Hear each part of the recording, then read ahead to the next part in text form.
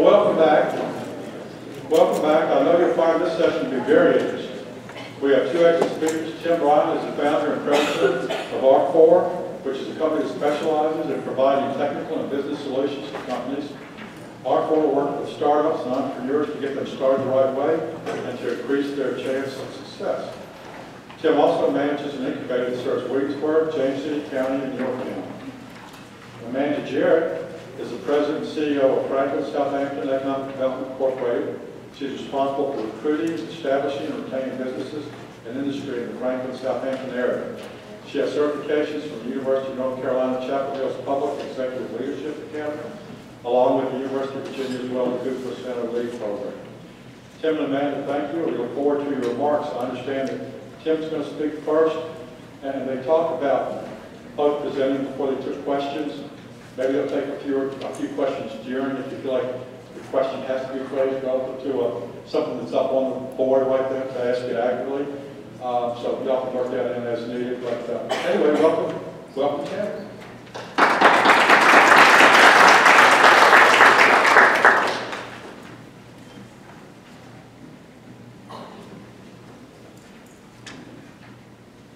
So this is a problem that we all face.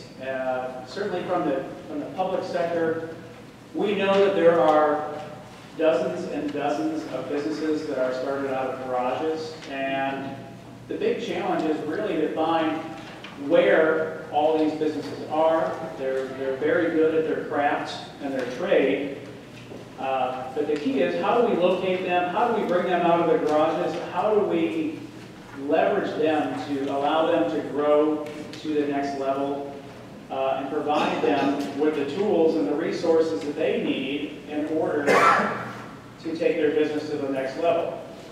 And we were fairly confident that this was an issue that we had within Greater Williamsburg, which is made up of James City County, York County, and the city of Williamsburg, because the MSA that we fall into was ranked number 32 recently from the Kauffman Foundation in terms of the amount of startup activity that we have within our region. So we're outpacing a lot of large cities, cities that you probably wouldn't even think that we're outpacing, but we have a lot of activity that's going on, and what we want to do is we're trying to create that entrepreneurial culture that is going to thrive and take those businesses to the next level. So as a subsidiary of the Greater Williamsburg Partnership, there was a vision to start a regional incubator so that we could attract those businesses that are formed in their garages, the solopreneurs, the folks that are working out of their home, and provide them with the ability to grow their business and truly take it to their next level. And like I said, there was a report saying that this is something that needed to be done. And the big thing that we did was we found, we knew that this was something that you could not just build it and that they were going to come. I mean, this is Greater Williamsburg. There's not necessarily a downtown area in Williamsburg or York County or James City County. So we really did a lot of searching, and we came up with the Launchpad. So the Launchpad is, for those of you that are familiar with Williamsburg, it is in the Newtown area of James City County. It is the closest thing that we have to a downtown, such as like where we are right now, because we wanted to find a place that was very centrally located, not only for the entrepreneurs, but also for the mentors and the folks that are going to support what the goals that we were trying to achieve. So we picked a place that when entrepreneurs arrived in the morning, there was no need for them to have to get in their car and leave until it was time to go home, whatever time that should be. We had the opportunity to tour around and view other incubators that were in the area. I was fortunate enough to go to San Francisco and check out a couple of places while I was there. We really wanted to leverage all the right things that were taking place through these business incubators and also view the things that were were not going so well with other places and really improve upon those and make something really, really different, but make something that we wanted to be the home for entrepreneurs. So we picked the location. It's about 4,800 square feet. We have 12 different offices. It's a very open and collaborative environment. We do things all around the clock. This morning we have coffee meetups every single Wednesday from 9 until 10, where dozens of folks come, and it's a safe place for them. We know that we are a very different breed in the sense that we will work 80 hours for ourselves every week as opposed to working 40 hours a week for somebody else. We know that we're very, very strange, so it's a safe place for us to come and bounce ideas off of one another. So that was really the primary reason we wanted to have everything being very open and collaborative. So one of the, I guess, the characteristics of the space that folks know more than any other is the fact that all of our offices have sliding glass doors opposed to traditional doors, because we want to create that open and collaborative environment. We have an open conference room that we do most of our meetings. We do have a formal conference room, but we kid that is really like the dining room table that's only used during Thanksgiving and Christmas, because we just always do everything in the open so that everyone can learn from one another. And really the magic that takes place is when I'm away doing things like this, and the entrepreneurs are all in there and they're learning from one another, because the openness and the collaborative nature that we have. So the location was very, very big for us. We had a blank canvas because of the different things that spaces that I was able to visit. I literally took a whiteboard with some sticky notes, and I drew an outline of the space, and I was able to really put everything into place, hand it over to an architect. The architect turned the drawings around. We were able to make it work, and it's been very successful to this point. We are at 100% occupancy, which is a great thing for us. We are a mixed-use facility because we are relatively brand new. We opened in September of 2015.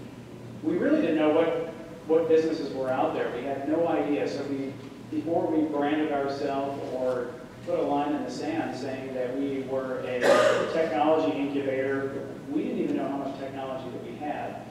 So we're mixed use. We want to find what our strengths are, leverage those strengths, but really at the end of the day, we know that the businesses, they all face the same challenges in the sense of how do they validate their business idea, how do they market their idea, how do they grow at the right pace. All of those typical challenges are things that most businesses face. So we're open as a mixed-use facility, but another interesting thing is because we are funded primarily through the economic development authorities of James City County, York County, and the city of Williamsburg, we do have a revenue sharing component that a portion of the tax revenue that is generated from the business license side will then come back to fund the incubator after a company graduates for a period of time. So everybody has a little bit of skin in the game. The more businesses that we can produce and the revenue that they can generate supports the Launchpad. We really, really worked hard on the brand. So we're thinking very hard about the brand, and finally, it's like we're launching businesses, and it's a pad that we do this in. We wanted something that was young and kind of hip, that was going to stick with people. So we focused really, really hard on the brand to make sure that the community could buy in. We know we had William and Mary, we had Thomas Nelson, but it's also a place that it's a retirement tourism destination for the most part. So we were trying to balance both sides. It's a great place from a mentorship standpoint, but also we wanted to attract and retain the talent that we have at William & Mary. So we focus very hard. We have an application process to make sure that we're bringing in the right businesses. We are full service. It's a flat monthly fee that is paid. Everything is included except for a phone line. So we operate our incubator just like a startup. We are a startup, and I have to lead by example as the director. The only thing that we don't provide is a landline telephone, and to date, not one single person has requested a landline phone because everybody uses their cell phone. So we reduce our fixed costs, and we do it right. We lead by example, like I said. We have a conference room that is either a Google shared calendar. Everyone reserves their conference room whenever they should need it. But everything is provided them for them. We have a mentorship component that they can utilize whenever they want it. So we have all the different major segments that are broken down. We have legal, we have accounting, we have business development, we have marketing, website development, IT, all the things, challenges that the businesses are going to face. I think we've really created a playground, if you will, for entrepreneurs to come and provide them with the resources that they need in order to get going. The education component, so from a couple slides ago, we have an open area that we have a classroom. We hold 32 seats. Then we do things breakfast, lunch, and dinner, depending on what the time is. We try to attract, the big thing for us was always trying to bring people in, teach them the things that they need to know about starting a business and growing a business and running a business, knowing that once that they would come in, that they would see the space, they would feel the energy of the space, and they would continue to come back over and over and over again. And like I said, we're at 100% occupancy right now, so that's when, in my opinion, the fun begins, because then it becomes more competitive, who can outperform who as we move forward. We have a lot of different events at our space. We fold up all the chairs. That serves as a networking space. We just had our 1-year celebration that we invited the community, and the only person that wasn't there was the fire marshal, which is a really good thing, because if he was there, the place would have been shut down. So again, whatever we can do to bring people in and show them that this is the place that they can come to grow their business. And the way that we have different types of membership. We have full-time members. They have 24/7 access to the space. They have their own address. They can come and go as they please. The office is theirs. We have a virtual component that they may not need their own dedicated office, but they still have access when they want to. We have a mailbox component. People relocating to our area, we provide them with a mailing address, an office to use when they're here, conference room if they need to have meetings, and we provide them with the introductions they need to hit the ground running when they move here. A community membership, those are folks that want to stay plugged in, but they just use the co-working space when they need it. And then we have a co-working aspect that we have people that come in. They feel the need to be motivated, to feel that inspiration. They'll come, they work for a couple hours, they get the things that they need, they leave, and then they come back whenever when they're ready to be inspired again. So it's really special as far as what we do. One thing that we don't duplicate anything that is already being done at a chamber or a SCORE that William and Mary may do, or Thomas Nelson. We really focus on what do you need to know to start your business. What are those street smart things? I mean, so if you want to learn how to read a financial statement, then we have SCORE that is just right down the street. So we leverage those partnerships as opposed to trying to duplicate what is already being done. I am a one-person show, and I have to leverage those partnerships that I have, because otherwise there's just no way that I would be able to make it work. So we do have different classes, different workshops, and different courses that we have. The thing that's nice with us is that we're very lean in the sense of I work with, every Monday we have a mastermind meeting at the Incubator. We meet, we talk about the upcoming goals that we're trying to achieve and challenges that we're facing. what things do you need from me? How can I help you? What introductions can I make or set up a mentoring opportunity? But with that, that's when they tell me, hey, I need to start this email campaign. I'm not sure how to do this. How do I start my list? And we get ideas, and we're able to create those things, or leverage a partnership that we have in place that we can teach those skills and pass those skills on to our members. Some of the different topics that we've had is their business, validating their business. I mean, how it doesn't make a difference if you're on schedule or if you're on time within your business if no one is buying your service. So the big thing with us is before we even accept anybody, it's who have you talked to about this business besides your mother or a family member? Because everyone's going to tell you it's the greatest business ever, just like the terrible singers on American Idol that are made fun of. So we get them out there, we have them validate what it is that they need to do. We have attorneys that will come in there. Right now, there's an attorney there that provides free service to our members to help them get their operating agreements set up and get them rolling. So we have a sales and marketing team.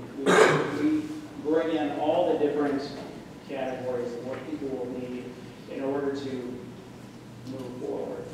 We have a partnership with Amazon Web Services that companies can use AWS to provide hosting, so that's a $5,000 benefit that they have, otherwise they would not. So the big thing for us is any business that comes to us and says that they're looking for an office space, that usually perks my ears up, because if you view us as a place that's cheap office space, then you're in for the wrong reasons. And we tread cautiously as we move forward with that. We do have an acceptance process that an application is taken, I will meet with them, it's passed to our board, the board reviews it, and then we'll make a determination if this is a business that we think that we're willing to work with. And what we have found is through everything is that those companies that are looking for the cheaper office space, those are the ones that generally are not going to last long, just because the Launchpad is great when everything is going well, but when they don't roll up their sleeves and do the work that needs to be done, then we're the best excuse as to why their business did not succeed. So we want them to understand, we want to know what their goals are right away, and you bring the effort and we'll bring everything else that you need, and we'll take this thing forward. The big thing, again, is I can't even stress how much enabling conversation is and the openness of the space, because, I mean, that is where the magic happens. I mean, it is just the serendipity of so many conversations that takes place, of who may know this person, who may know that person. We're above Paul's Deli in Newtown. It's a hot spot for many, and even the relationship with the owner is great. If he sees someone down there that's looking for a need that we have upstairs, as soon as that person's done with the meal, they'll run that person up and say, hey, you need to meet so-and-so. So, I mean, it's just everything is based on relationships. We do a really good job at leveraging those relationships. We do the different events that we do as far as how do you pitch your idea? How do you, that is one of the areas that we focus a lot on is validation, pitching, and to get those investors. Another area that businesses always struggle with is that investment piece. A lot of people will try to relocate to DC or to San Francisco. They want to go someplace that I need to get investment, but I am convinced that if you have a business that's worth investing in the money, you will find the money. So it's a chicken and the egg thing. Our ecosystem is continuing to grow. We're growing the right businesses that are going to be investable, and the more investable businesses that we produce, the more investors that we're going to attract, and it just continues to go around and around and around. So we've come a long way Like I said, we're 32nd in the nation for startup activity, and a great problem that we have right now is the fact that, before it was, is there something going on tonight that I can go to learn? And now there's multiple things that are happening on the same day or even at the same time. So from a region, we are now trying to move from cooperation to collaboration so that we can really leverage one another and turn to one another for the different needs that we have. Some of the lessons learned that we've learned along the way is it's very, very easy to turn to occupancy as the success rate. You cannot measure success in an incubator based purely on occupancy because there is a secret sauce that has to go into those spaces. And I could have filled the incubator 10 times over again, but if you have people that aren't going to get along with one another, that are not going to, they're not going to collaborate the way that they're looking for, we really, there's a chemistry to it, and you have to get that right. And once you get that right, then the incubator is going to hum, and it goes. And I think that we're at a really great place now with that. So try to find whatever those metrics are if you are thinking about an incubator or you have one, is really what are those metrics that you want to measure on. Pre-revenue versus post-revenue. So our fee structure for us is $400 a month. If you want to be a full-time member, it's $400 a month. And what we have found is a pre-revenue company, that means the money's coming out of someone's credit card or it's coming out of someone's bank account.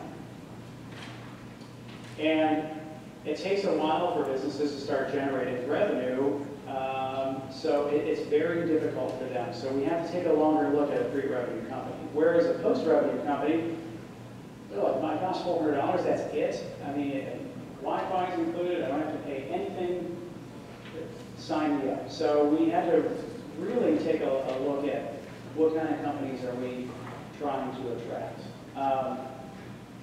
The company's got to have skin in the game. I mean, it's just, you just can't give that kind of stuff away for free. They don't see the value in it, and it just doesn't, it has not worked, and that is the case with business in general. I mean, the big thing is, you can't, we are developing companies. We can't whale hunt a startup. I mean, truly, this is a process that takes time. You're talking 3 years before you're going to see any company that's going to generate any sort of success story. So we're only 15, 16 months into this right now. We've got a lot to learn along the way. It is a long-term investment. So if you are exploring this, I mean, you've got to be in it for a period of time before you make any decisions. Hoffman Foundation was saying that, I couldn't help but laugh when I read this, but they're saying that business incubators don't do that well because they are only staffed at 1.8 people in an incubator. I'm like, my gosh, I'm there by myself, and just trying to make things work. So if you're going to invest, you really got to invest and give it the time that's needed to really see. Start small. For us, we're only 12 offices, and we'll go from there. There is no overnight success, despite what everybody thinks. Again, it's going to take several years to really have those success stories. But with that, you have to make sure that you celebrate those successes, and that's a big part of us when we do our Monday meetings, is to celebrate those little things, because we're there to help each other celebrate when there's a win, but we're there to pick each other up when we go through the tough times. That's what we've learned along the way. I'll pass it over to Amanda now so that she can share her story and we can answer any questions from there.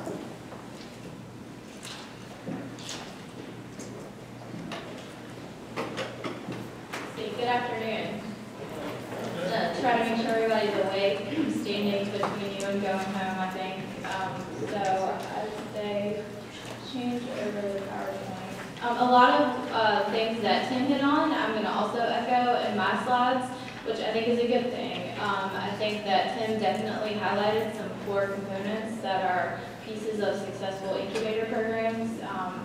We are slightly different, and so I will touch on those differences as well. My name is Amanda Jarratt, and I'm with Franklin-Southampton Economic Development. So we're a 501c3 organization that's a joint effort between the City of Franklin and Southampton County to manage their economic development efforts. So we are the most western community in Hampton Roads.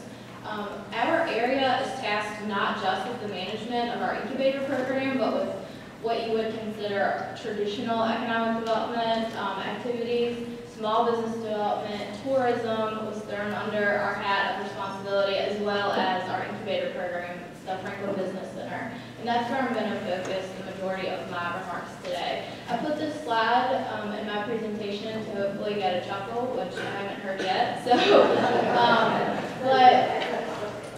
what is a business incubator? Tim already laid that out for you, but believe it or not, I've been asked on multiple occasions if I work at a hatchery in downtown Franklin. The term is a good one, and we are doing what a hatchery, or what you may be familiar with an incubator is doing, and we are growing businesses, and Tim has done a great job on highlighting that. We provide a facility that houses support staff and programs that nurture startup and expanding businesses. So with our program, we are going to allow those that are just starting their business or that are expanding that business or looking at an alternate location to apply to participate in our program. We are designed to assist those businesses during their first few years of operation. We allow companies that apply to our program to stay for a period of 5 to 7 years. I'll detail our application process. The last thing that we want to do is set anybody up to fail, but we don't want to kick them out too early either, and so I'll get to that later on in my slides. We offer reduced rate rent. Again, Tim hit on that point. Ours is structured a little differently. We have step rent in our program, so they come in at a base rate of $6.50 per square foot, which is incredibly reasonable. That includes all of their office space, all their utilities, their high-speed internet, everything other than a landline phone, which we have very few of. So you can rent a 150 square foot office at our incubator facility for $82 a month. That's pretty incredible. However, the longer you're there, the more expensive it gets. And the thought behind that is we're preparing you to go and lease space from the private sector. And so the longer you're participating in our program, the more expensive it's going to get, so you have to adjust your financials and be successful as you move out of our program.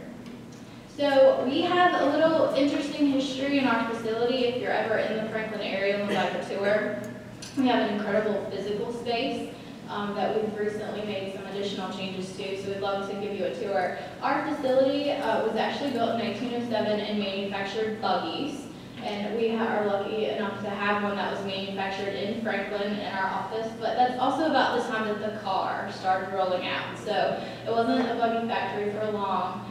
You see that middle picture there? That is what the building looked like when a group of business leaders from Franklin recently, after Hurricane Floyd, they came together. That was in 1999.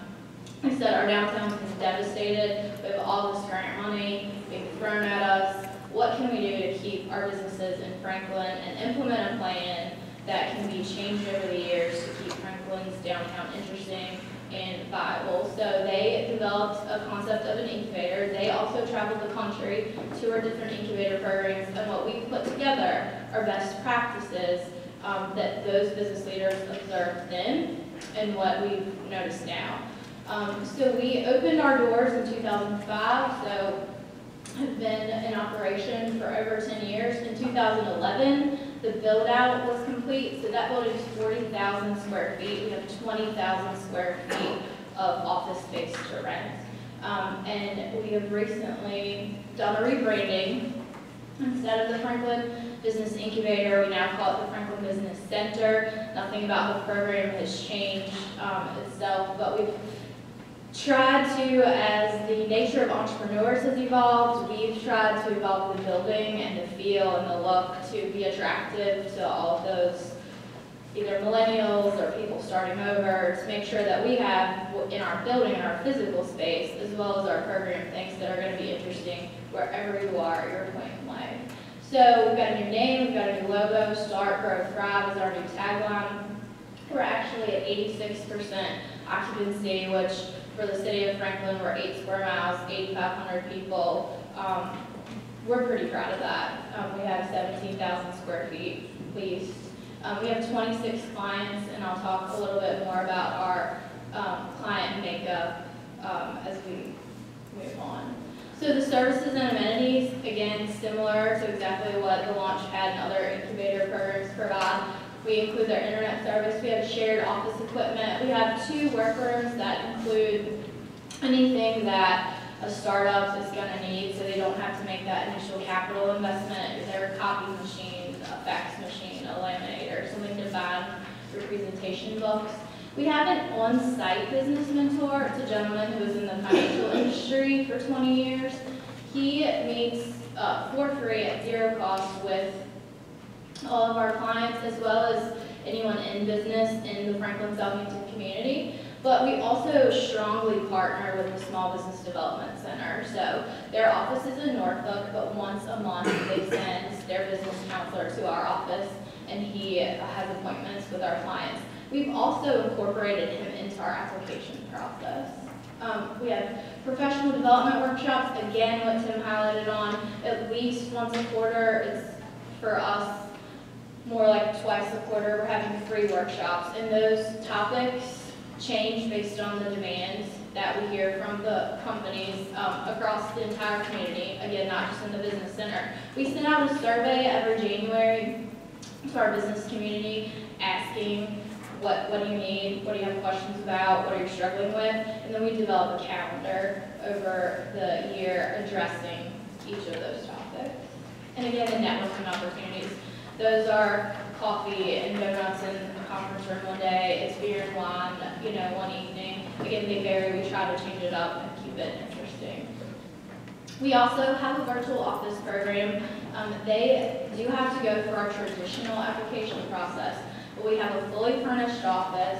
It's a flat monthly fee, a flexible lease term. It includes access to conference rooms and the other building amenities. And that's great for somebody who wants to test the waters, that isn't quite ready to execute a traditional lease and become involved in the program. But one may have a home occupation but needs more professional to meet with clients or a bank.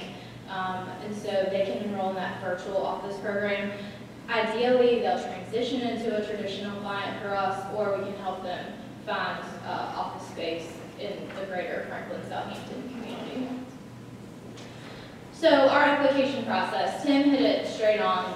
If someone comes in and says, hey, I'm just looking for cheap office space, we're probably not what they're looking for. We want somebody who's going to be a part of our process. We want them applying to locate in our physical facility with a plan of how they will leave.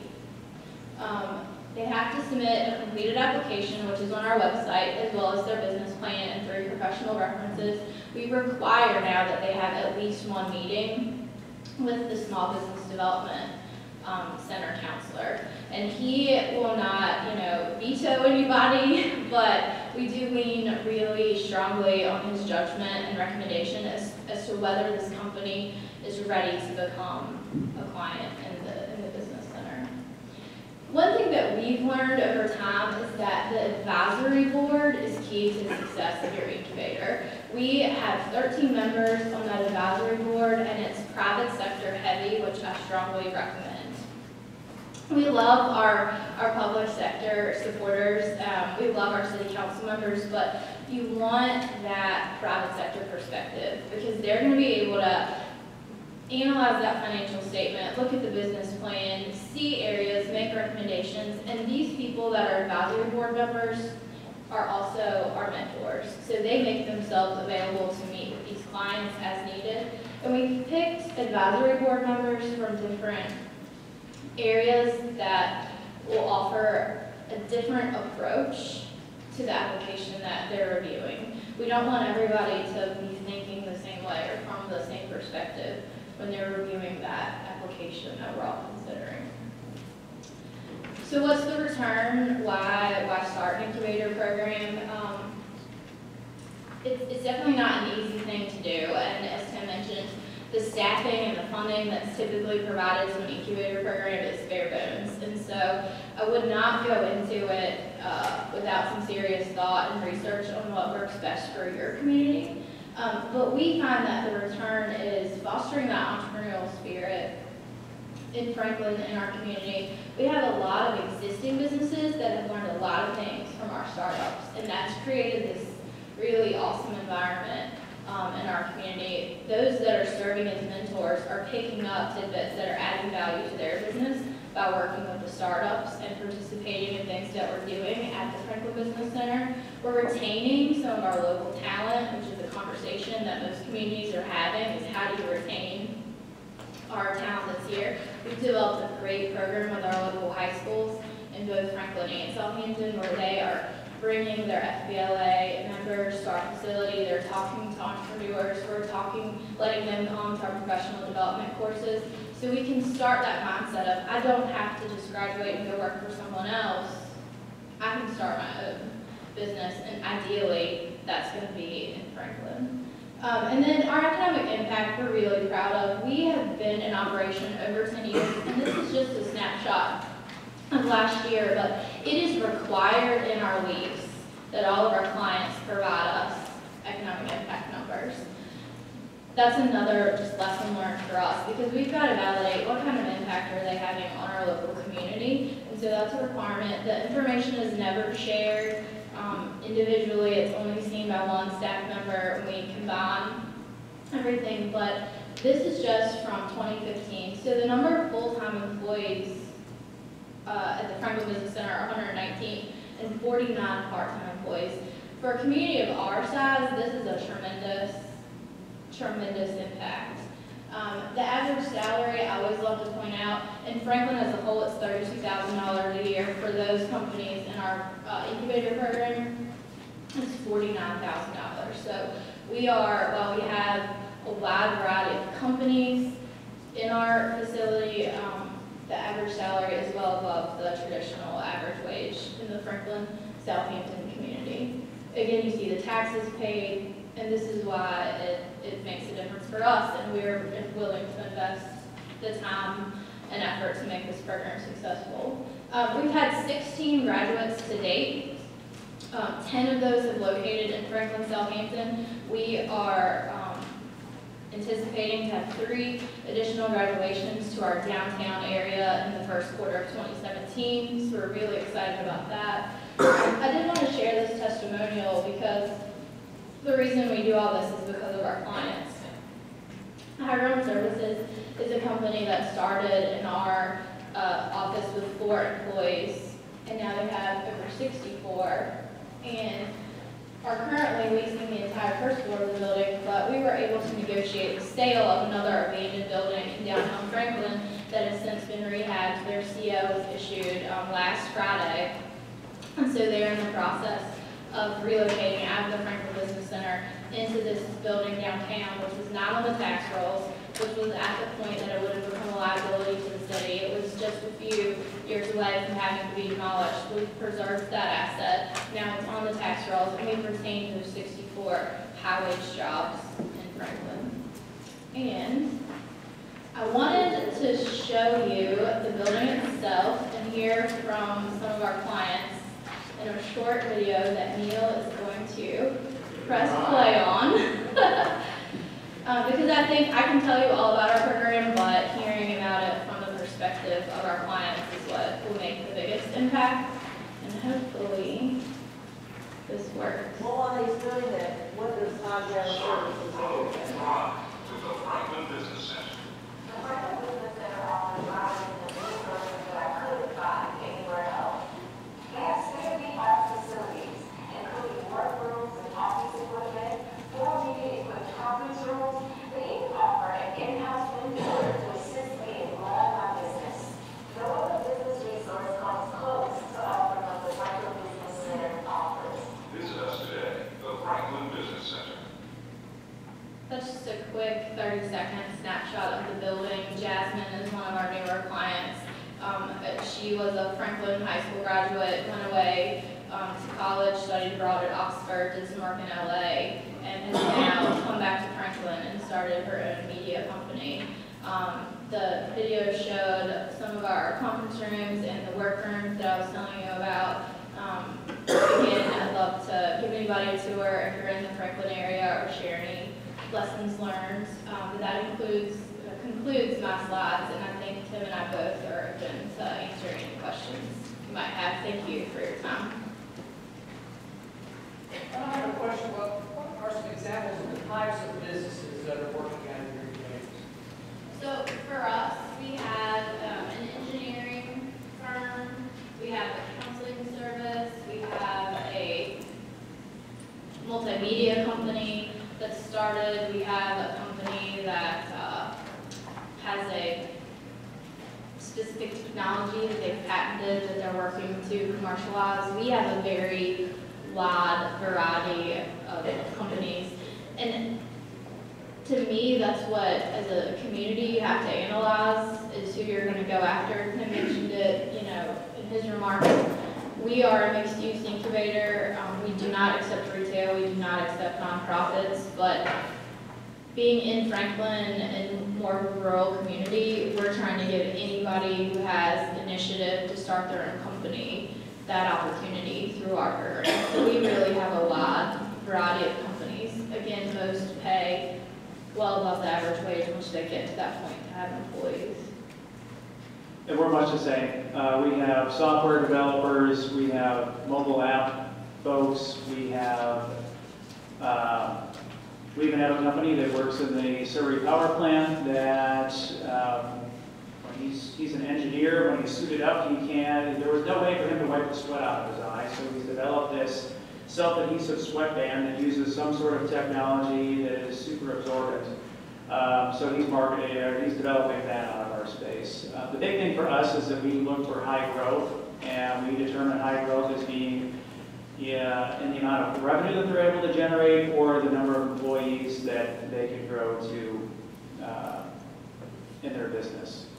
And with one thing that Amanda said that it triggered something to me. So with us, with our rent scale, to prepare them to kick them out of the nest, so to speak, so it's $400 a month for a full membership, but then if they want to add a second person, then it's $200 for every additional person. So we want to teach them that you don't just hire people for the sake of hiring people. We want you to hire someone to take you from X amount of revenue to Y amount of revenue. So that's how our revenue scale works. I thought that was worth noting. Yes. What is the thinking behind not accepting? So for us, the decision was made when they opened the facility to not accept retail operations, to not compete with the downtown property owners that may be wanting to lease their retail space.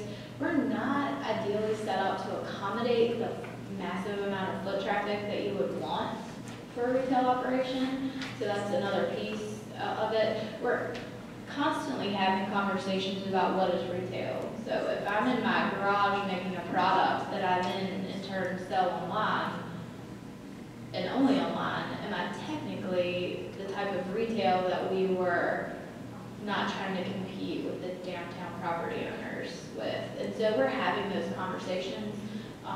That was the initial thought behind it. Again, there are a lot of retail incubators that are really successful, and it's something to consider for your community. There are also incubators that have commercial kitchens that people can, lease that commercial kitchen space when they're trying to start a specialty food operation. So there's all sorts of examples across the country with different specific focus.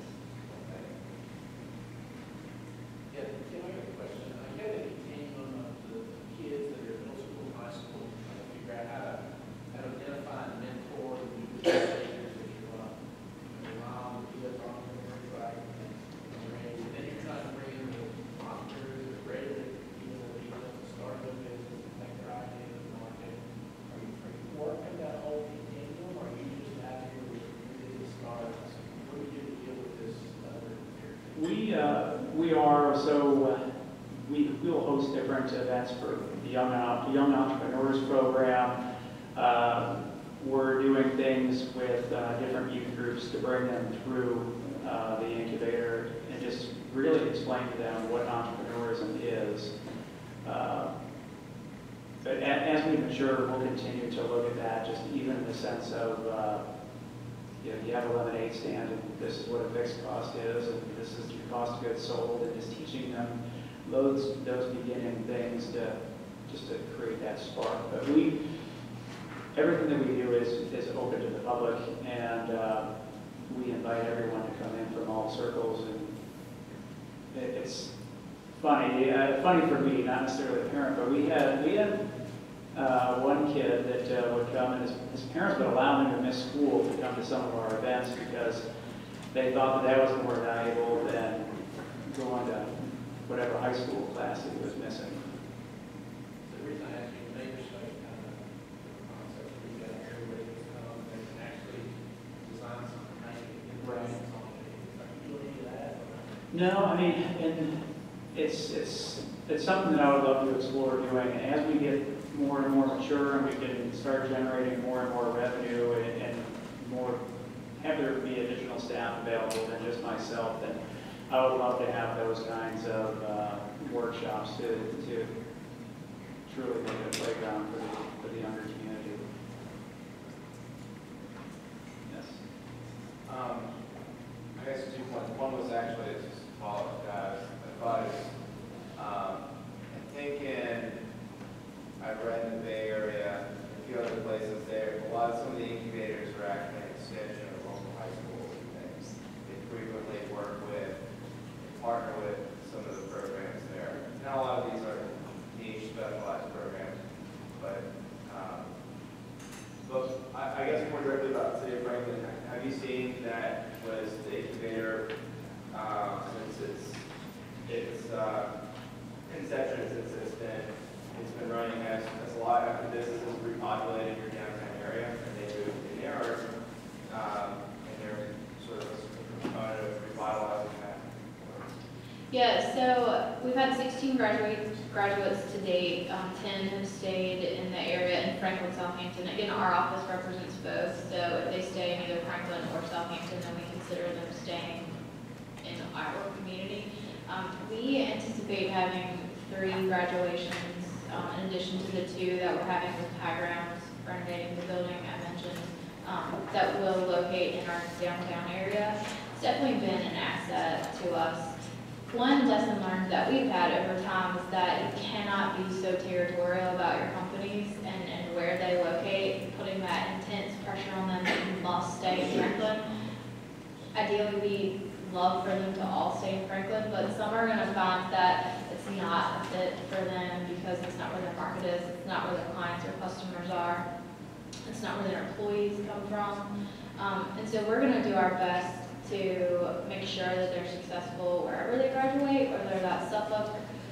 We have people that drive from Chesapeake, from Suffolk, from as far away as Norfolk to locate in our facility because of the programs that we're offering and the needs that they have. So we really consider ourselves a regional asset, and we found that that is making us become more successful, and they're staying in Franklin-Southampton because we're helping them along the way, and they get used to that assistance and just the environment overall that we're providing. That might be a longer answer to your question. I hope I answered it, but it's not an overnight